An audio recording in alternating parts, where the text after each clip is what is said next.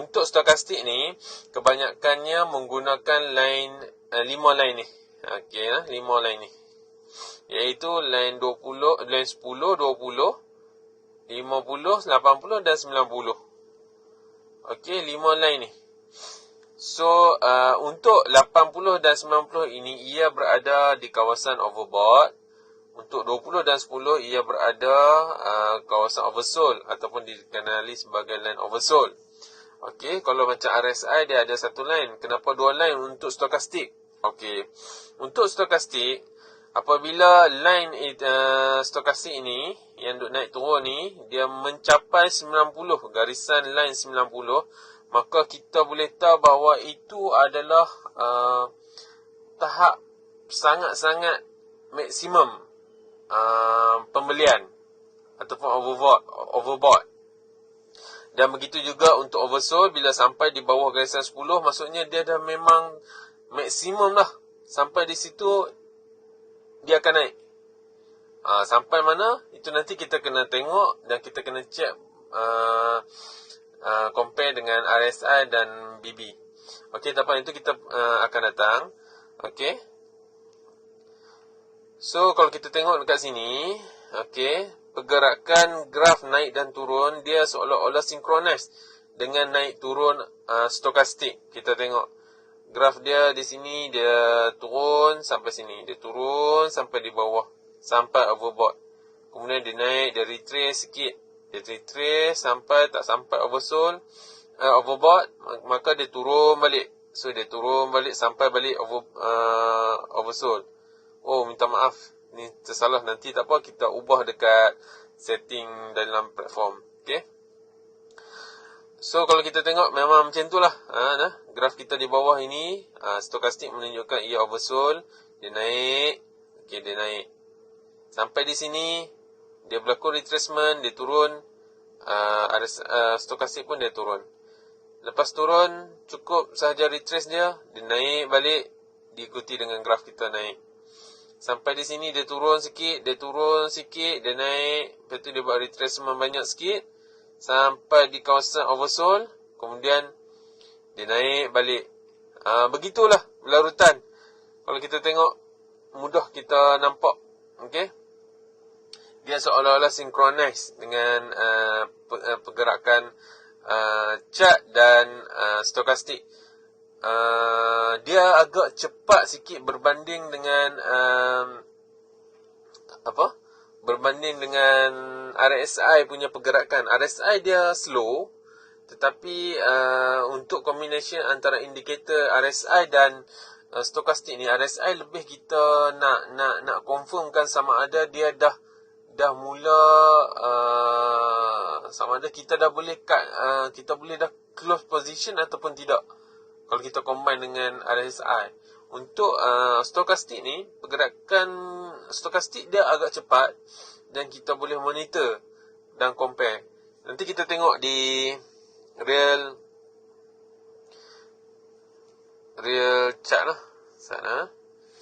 Okey, ini real chart. Okey, kalau kita tengok real chart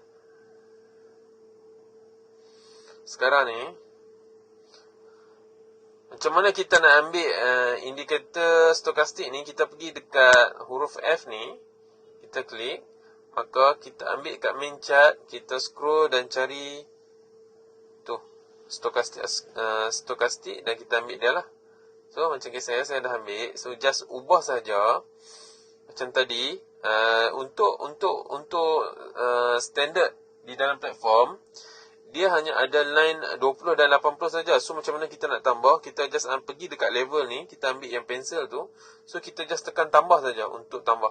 So macam tadi saya tersalah, kita buat overbought, dia sebenarnya oversold.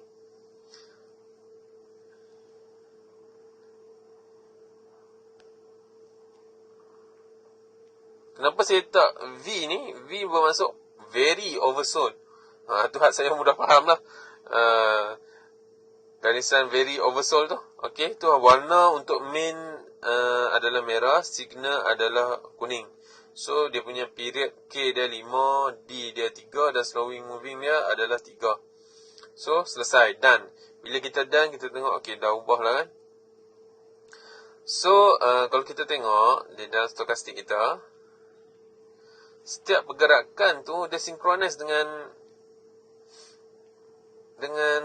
pergerakan graf tu sinkronis dengan pergerakan stokastik. Cuba kita tengoklah sekarang ni dia berada di puncak, dan begitu juga di stokastik dia ada di overbought.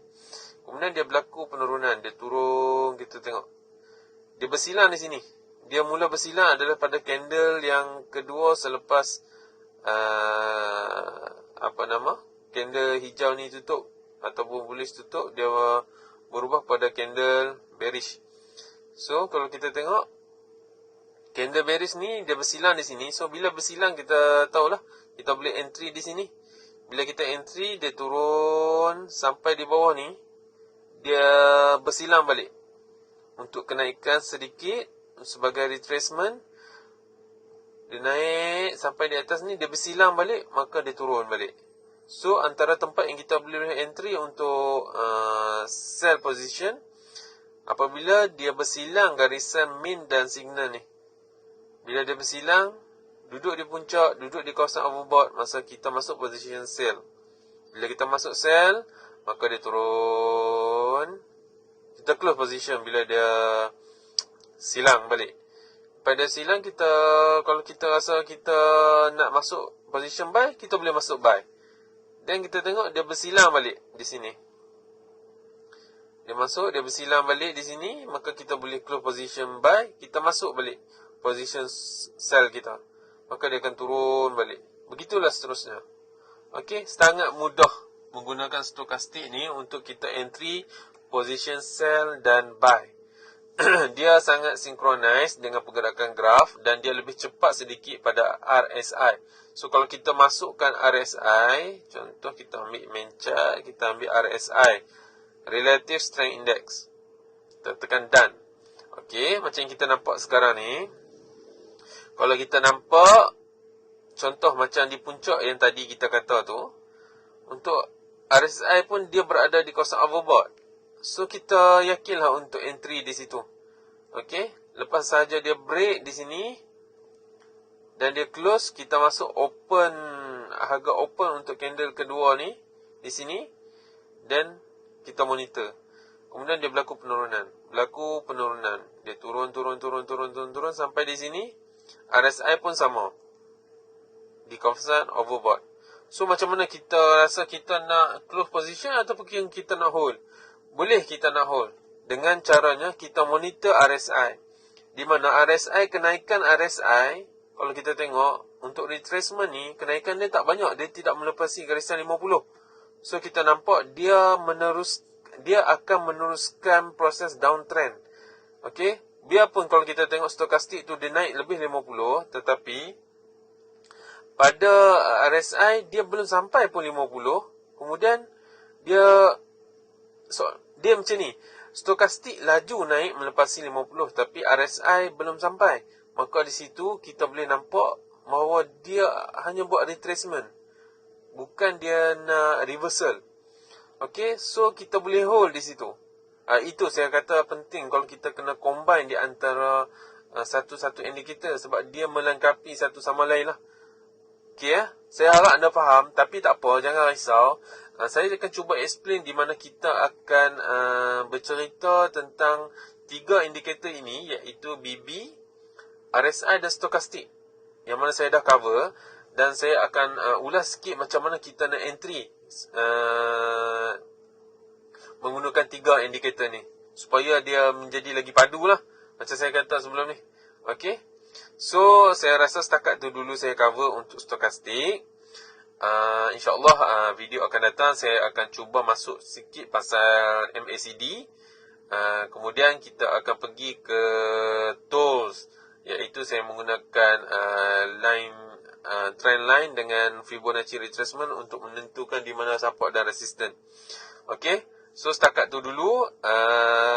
Saya harap anda dapat apa yang saya beritahu ni. Kalau tak dapat, cuba ulang 2-3 kali video ni. Nanti saya sertakan dengan nota bertulis dan gambar untuk kita lebih mudah faham. Okey, setakat tu dulu. Assalamualaikum warahmatullahi wabarakatuh.